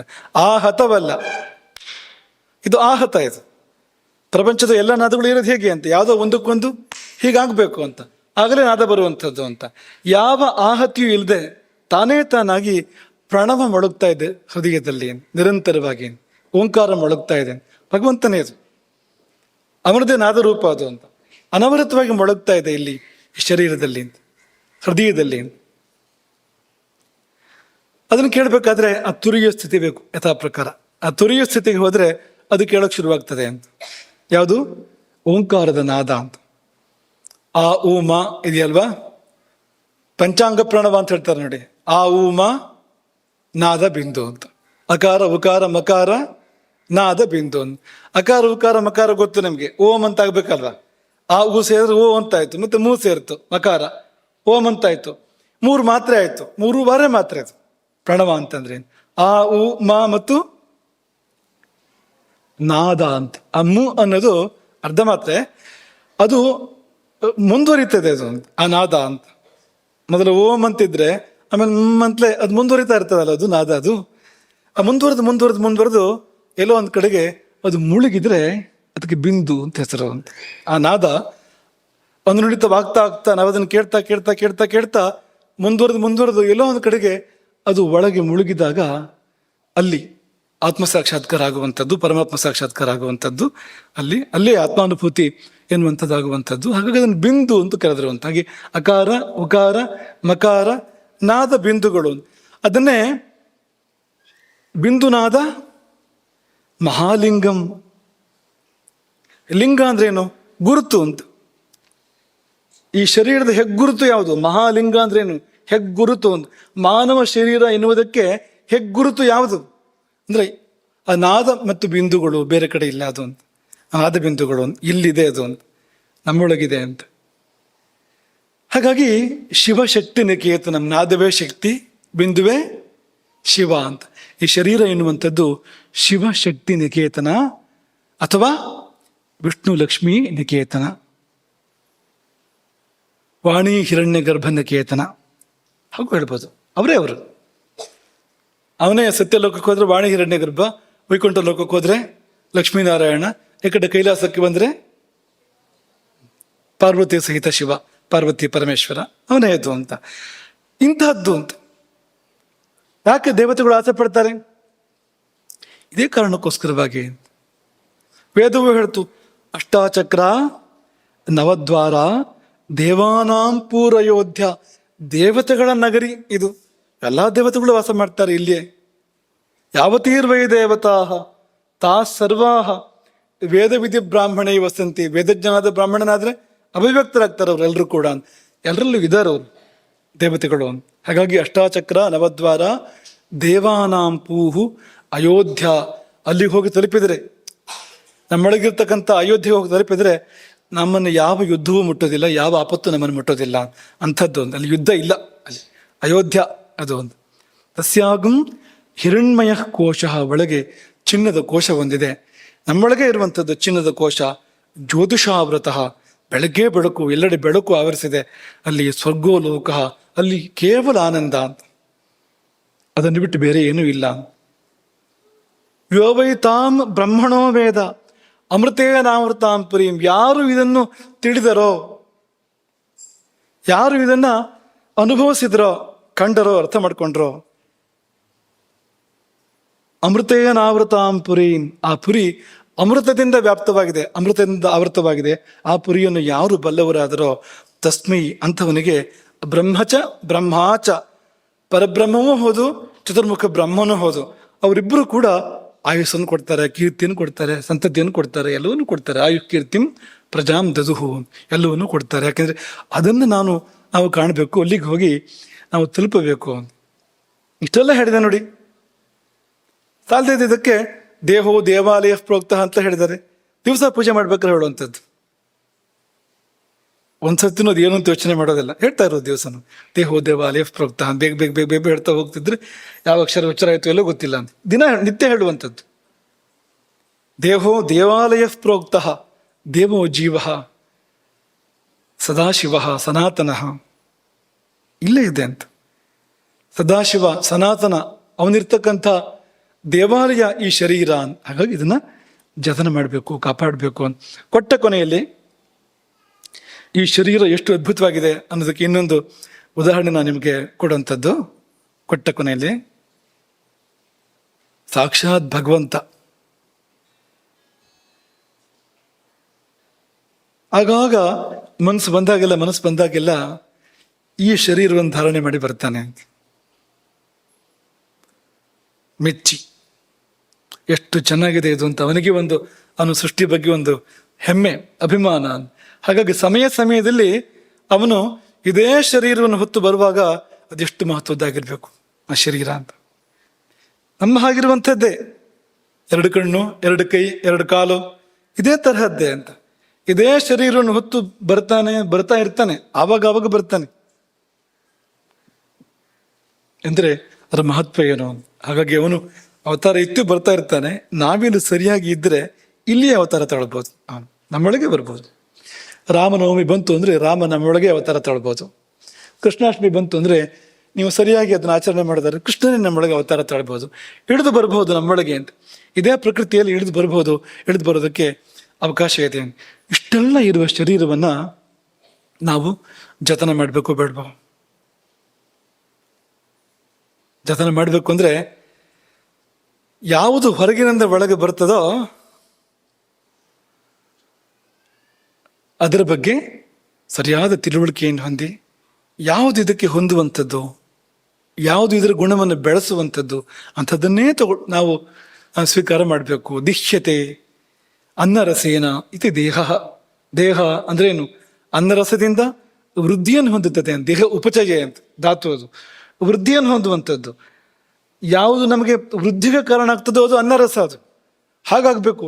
ಅದು ಬಿಟ್ಟು ಊಟ ಮಾಡಿದ್ರಿಂದ ರೋಗ ಬರೋದಾದ್ರೆ, ಊಟ ಮಾಡಿದ್ರಿಂದ ಇರುವ ಯೋಗ್ಯತೆ ಕಳೆದು ಹೋಗೋದಾದ್ರೆ, ಶರೀರದ ಅರ್ಹತೆಗಳು ನಾಶವಾಗೋದಾದ್ರೆ, ಈ ಶರೀರ ಮಡಿ ಇದ್ದಿದ್ದು ಮೈಲಿಗೆ ಆಗೋದಾದ್ರೆ, ಅಪವಿತ್ರ ಆಗೋದಾದ್ರೆ, ದೇಹ ಆಗಲಿಲ್ಲ, ಅದು ದೇಹ ಅಂತ ಅನ್ಸ್ಕೊಳ್ಲಿಲ್ಲ ಅಂತ. ಅನೇಕ ಶಬ್ದಗಳು ಹೀಗೆ ಇದೆ. ವರ್ಷಮ ಅಂತ ಕರೀತಾರೆ ಶರೀರವನ್ನ. ವರ್ಷಮ ಅಂದ್ರೆ ಮಳೆ ಬರ್ತದೆ ಅಲ್ಲಿ ಅಂತ. ಏನ್ ಮಳೆ ಅಂದ್ರೆ ಆನಂದದ ಮಳೆ ಸುರಿಯುವಂತ ಸ್ಥಳ ಅಂತ ವರ್ಷಮ ಅಂತ. ಈ ಶರೀರಕ್ಕೊಂದು ಪರ್ಯಾಯ ನಾಮ ಅದು ಅಂತ. ಆನಂದದ ಮಳೆ ಎಲ್ಲಿ ಸುರಿಯುತ್ತದೋ ಅಂಥ ಒಂದು ಸ್ಥಾನ ಅಂತ. ಈಗ ಹಾಗಾಗ್ತಾ ಇದೆ ನಮ್ಗೆ. ಈಗ ಇಲ್ಲಿಂದ ಸುರಿತಾ ಇರ್ತದೆ ಅವಾಗ ಅಲ್ವಾ, ಕಣ್ಣೀರ ಧಾರೆ. ಮಳೆ ಸುರಿಸುವ ಶಕ್ತಿ ಇಲ್ಲ ನಮಗೆ, ಅದರಲ್ಲಿ ಧಾರೆ ಸುರಿತಾ ಇರ್ತದೆ. ಯಾಕೆಂದ್ರೆ ಸದುಪಯೋಗ ಮಾಡಿಲ್ಲ, ಅದನ್ನ ಸರಿಯಾಗಿ ಇಟ್ಕೊಂಡಿಲ್ಲ, ಹೇಗೆ ಇಟ್ಕೊಳ್ಬೇಕು ಹಾಗೆ ಇಟ್ಕೊಂಡಿಲ್ಲ. ಏನೇನೋ ತಿಂದು ಏನೇನೋ ಮಾಡಿ ಜೀವನ ಮಾಡಿದ್ರಿಂದಾಗಿ ಅದರ ಯೋಗ್ಯತೆಗಳು ಕಳೆದು ಹೋಗಿದೆ ಅಂತ. ಹಾಗಾಗಿ ನಾವು ಹೊಳ್ತಾ ಇರೋದಾಗಿದೆ ಅಂತ.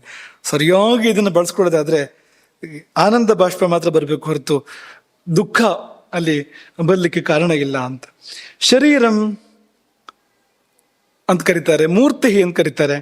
ಮೂರ್ತಿ ಅಂದ್ರೆ ಏನು? ಅವ್ಯಕ್ತನಾದ ಜೀವ, ಅಮೂರ್ತನಾದ ಜೀವ ಮೂರ್ತಿ ಅಂತ ಆಳಿ ಬರ್ತಾನೆ. ಏನೋ ಆಗ್ಬೇಕಾಗಿದೆ ಅವನಿಗೆ ಕಾರ್ಯ ಇದರ ಮೂಲಕವಾಗಿ, ಅದಕ್ಕೋಸ್ಕರವಾಗಿ ಅಂತ, ಅದು ಮೂರ್ತಿ ಅಂತ. ಹಾಗೆ ಮೂರ್ಛತಿ ಸಮೂರ್ಛಿತ ಭವತಿ ಐತಿ ಮೂರ್ತಿ ಅಂತ. ಇಡೀ ಚೈತನ್ಯ ಆವರಿಸಿದೆ ಮೇಲಿಂದ ಕೆಳಗಿನವರೆಗೂ, ಭಗವಂತನ ತುಂಬಿಕೊಂಡಿದ್ದಾನೆ. ಹಾಗಾಗಿ ಮೂರ್ತಿ ಅಂತ ಇದು.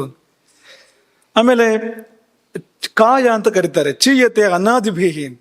ಅನ್ನಾದಿಗಳಿಂದ ಬೆಳೆಯುವಂಥದ್ದು ಅಥವಾ ಸೊಗಸಾಗಿ ಜೋಡಣೆಗೊಳ್ಳುವಂಥದ್ದು, ಅವಯವಗಳ ಮೂಲಕವಾಗಿ ಸುಂದರವಾಗಿ ಜೋಡಣೆಗೊಂಡಿದೆ. ಕಣ್ಣು, ಕಿವಿ, ಮೂಗು, ಬಾಯಿ.